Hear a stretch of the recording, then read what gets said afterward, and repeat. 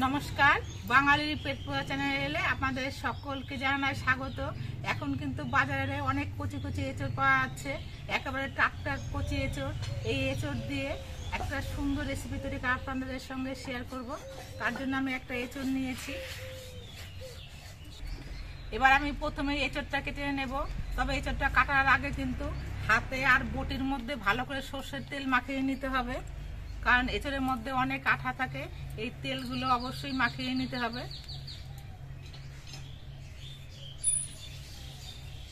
না হলে হাতে আঠা লেগে গেলে বা বটিতে আঠা লেগে গেলে কিন্তু আর উঠতে চাইবে না।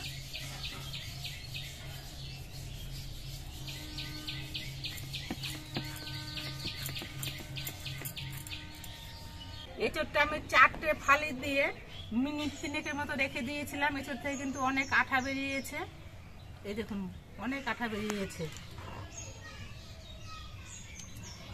এবার জল দিয়ে আঠাগুলো ধুয়ে নেব, তাহলে বটির মধ্যে কিন্তু অনেক আঠা কম লাগবে।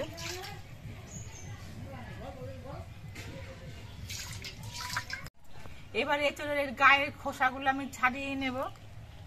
একটু মোটা করে কিন্তু খোসাটা ছাড়াতে হবে।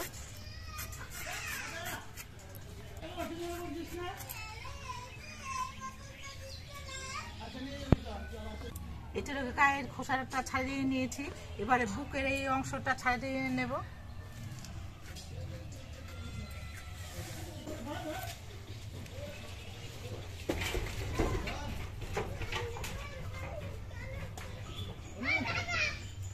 আমি এঁচড়টা 4টে ফালি দিয়েছিলাম, আমি 3টে ফালি খোসা ছাড়িয়ে আর বুকের অংশটা ফেলে দিয়ে নিয়েছি, আর এই অংশটা রেখে দিয়েছি।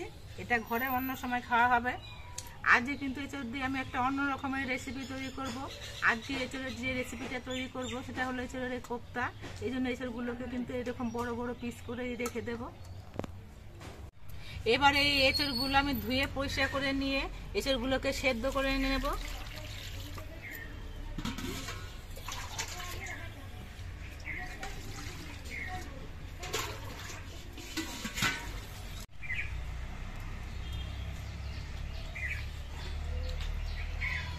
সবগুলো এঁচড়ের টুকরোই আমি ধুয়ে নিয়ে কড়াইয়ের মধ্যে জল দিয়ে কড়াইয়ের মধ্যে দিয়ে দিয়েছি।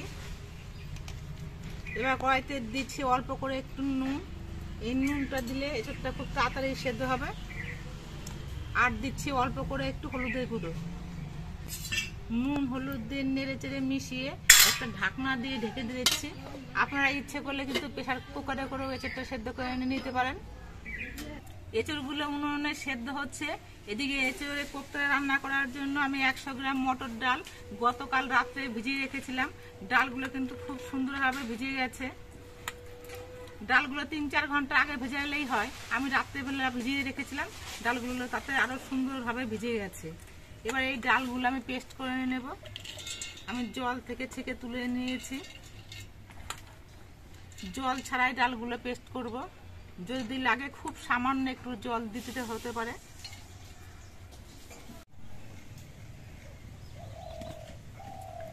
ডালটা কিন্তু আমি একেবারে মিহি পেস্ট করিনি, সামান্য একটু দানা দানা ভাব আছে, একটু কুচি কুচি ভাব আছে। এরকম ভাবে কিন্তু ডালগুলো আমি পেস্ট করে নিয়েছি। আজকের কোপ্তাটা আমি গুঁড়ো মশলা দিয়ে রান্না করব।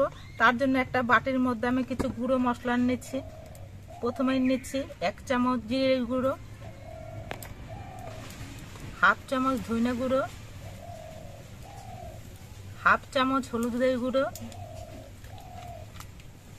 1 চামচ কাশ্মীরি লঙ্কার গুঁড়ো, আর 1 চামচ ঝাল শুকনো লঙ্কার গুঁড়ো। এবার এগুলো জল দিয়ে আমি গুলিয়ে রাখবো। গুঁড়ো মশলা দিয়ে রান্না করার আগে কিন্তু জল দিয়ে যদি মশলাটা গুলিয়ে রাখা হয় তাহলে রান্নাটা কিন্তু খুব ভালো হয়। এদিকে ঢেকে দিয়ে এঁচড়টা আমি সেদ্ধ করতে বসিয়েছিলাম, 10 মিনিট হয়ে গেছে। এবার ঢাকনাটা খুলে নিচ্ছি। এঁচড়টা কিন্তু সেদ্ধ হয়ে গেছে। এবার এই এঁচড়গুলো আমি নামিয়ে নিচ্ছি।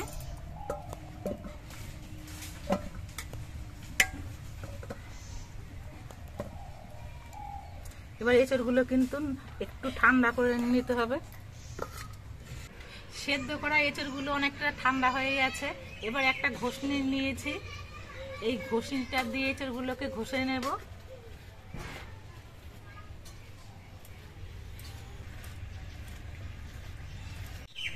সবটুকু এঁচড়ে কিন্তু আমি ঘষে নিয়েছি। ঘষার পর দেখুন এই যে এরকম হয়েছে। যেখানটা দিয়ে লম্বা লম্বা করে আলু ভাজার জন্য ঘষা হয় সেইখানটা দিয়ে কিন্তু ঘষেছি। এবার যে মটর ডালের পেস্ট আমি করে রেখেছিলাম সেই মটর ডালটা এর মধ্যে নিয়ে নিচ্ছি।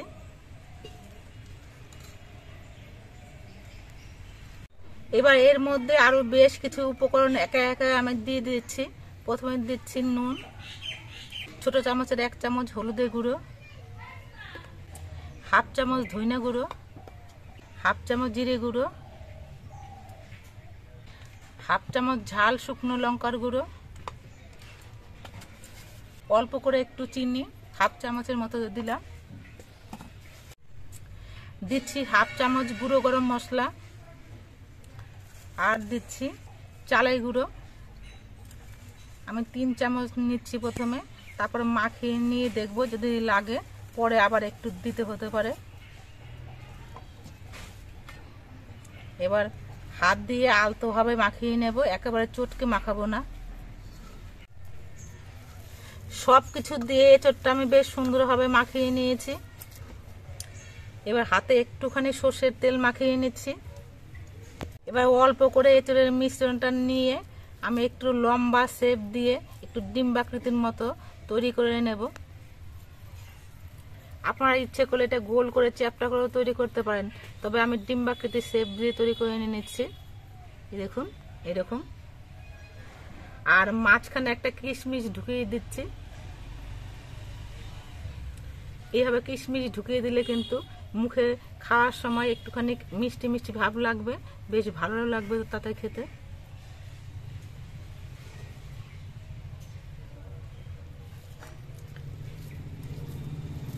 এইভাবে আমি সবকটা কোপ্তা তৈরি করে নেব।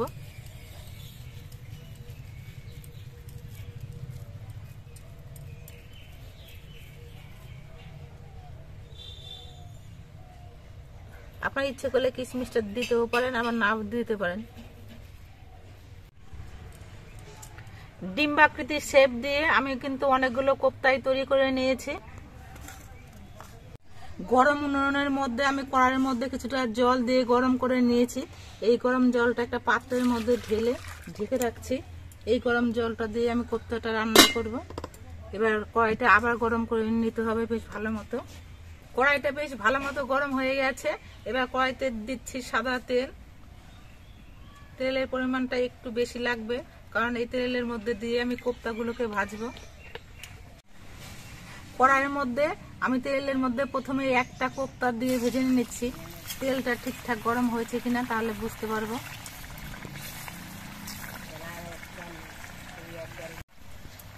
একটা কোপ্তা দিয়ে ভেজে নিলাম। কোপ্তাটা বেশ সুন্দরভাবে ভাজা হয়েছে, কড়াইতে কিন্তু কোনো আটকে পড়েনি, তার মানে বোঝা যাবে যে তেলটা বেশ ভালো মতো গরম হয়ে গেছে। কোপ্তাটা একটু লালচে রং ধরেই আমি ভাজবো, এই জন্য আগে একটুখানি সময় ভেজে নেব। কোপ্তাটা বেশ সুন্দরভাবে ভাজা হয়ে গেছে, এবার নামিয়ে নিচ্ছি। এবার কয়েকটা করে কোপ্তা আমি তেলের মধ্যে দিয়ে ভেজে নেব। এই সময় জালটা কিন্তু মাঝারিভাবে দিতে হবে, খুব জোরে দিলে হবে না, নাহলে কোপ্তার উপরটা পুড়ে যাবে, ভেতরে কাঁচা থাকবে। কোপ্তাগুলো নেড়ে চেড়ে খুব সুন্দরভাবে ভেজে নিয়েছি। দেখুন একেবারে সোনালি রং ধরিয়ে ভেজে নিয়েছি। আর কোপ্তাগুলো ভাজার পর দেখুন দেখতে কত সুন্দর লাগছে, মনে হচ্ছে যেন ভেজিটেবিল চপ। এই ভাজা কোপ্তাগুলো কিন্তু আপনারা সন্ধ্যাবেলা চায়ের সঙ্গে স্ন্যাক্স হিসাবে খেতে পারেন। দেখুন কত সুন্দর লাগছে। এই একইভাবে কিন্তু আমি সবগুলো কোপ্তাই ভেজে নিচ্ছি।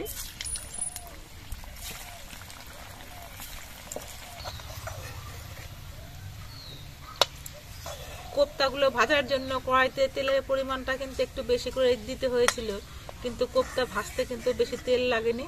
এই দেখুন কড়াইতে কিন্তু অনেকটাই তেল রয়েছে। এই তেলটা একটা বাটির মধ্যে আমি ঢেলে রাখছি। কোপ্তাটা আমি ভেজে নিলাম সাদা তেলে, কিন্তু কোপ্তাটা রান্না করবো সর্ষের তেল দিয়ে, তার জন্য কড়াইতে একটু সর্ষের তেল দিচ্ছি। এবার এই তেলের মধ্যে দিচ্ছি 2টো তেজপাতা, দিচ্ছি গোটা গরম মশলা আর অল্প করে একটু গোটা জিরে। এগুলো ভাজা হয়ে যাওয়ার পর এর মধ্যে দিয়ে দিচ্ছি পেঁয়াজের পেস্ট।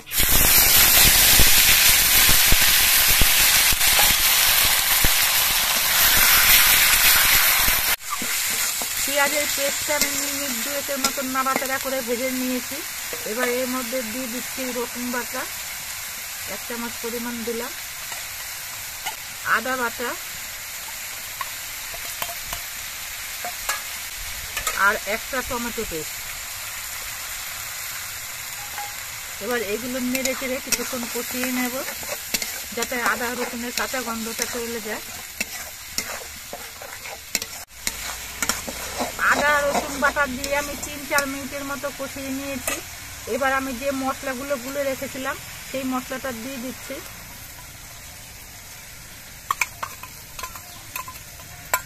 এই মশলাটা দিয়েও কিন্তু কিছুক্ষণ কষিয়ে নিতে হবে। মশলাগুলো কষানোর সময় এর মধ্যে দিয়ে দিচ্ছি পরিমাণ মতো নুন,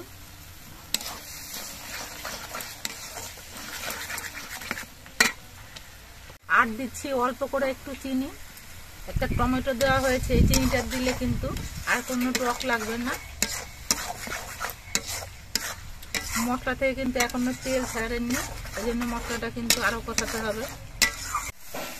মশলাগুলো কিছুক্ষণ কষিয়ে নেওয়ার পর মশলা থেকে দেখুন তেল ছেড়ে দিয়েছে, মশলাটা সম্পূর্ণ কষানো হয়ে গেছে।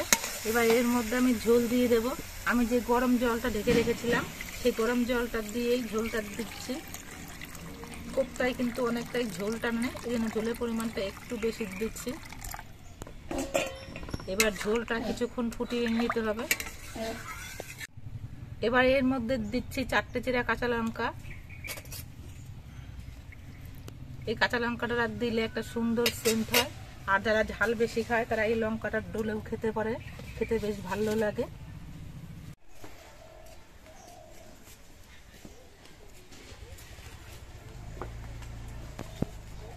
এইভাবে এঁচড় দিয়ে কোপ্তা রান্না করতে হয়তো একটু সময় লাগে, কিন্তু এইভাবে কোপ্তা রান্না করলে খেতে কিন্তু বন্ধুরা ভীষণ ভালো হয়।